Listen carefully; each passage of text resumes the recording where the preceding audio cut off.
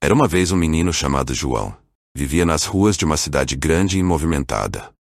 Seus dias eram cheios de desafios e solidão.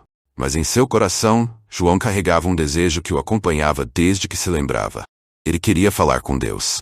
Entre os carros, os edifícios e o barulho da cidade, João, de olhos brilhantes e um sorriso tímido, sentia que Deus estava lá em algum lugar observando-o. Todas as noites João olhava para o céu. O brilho das estrelas o fazia sentir-se um pouco mais próximo de Deus.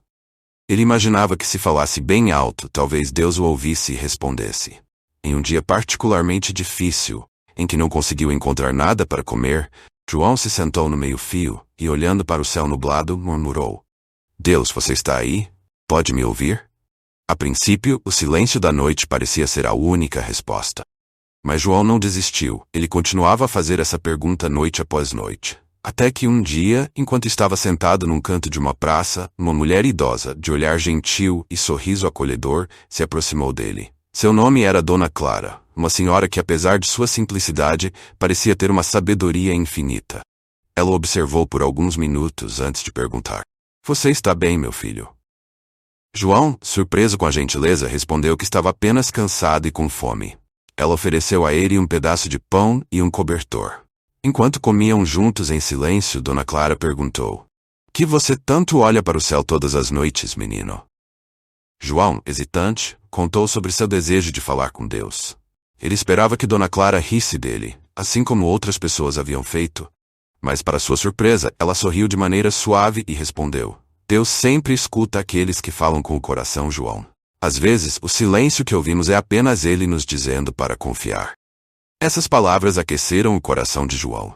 Naquela noite, ao se cobrir com o cobertor que Dona Clara lhe deu, ele fechou os olhos e mais uma vez falou com Deus. Eu sei que você está aí, Deus. E eu vou continuar esperando até que você me responda. Os dias se passaram, e João continuou sua rotina nas ruas, sempre com o olhar voltado para o céu à noite, esperando ouvir a voz de Deus. Um dia, ao caminhar pelas ruas geladas da cidade, ele encontrou uma igreja antiga, com as portas entreabertas. O lugar parecia convidá-lo a entrar. João, com curiosidade, atravessou as portas e se sentou num dos bancos. Ele fechou os olhos e, em meio ao silêncio daquele espaço, orou mais uma vez.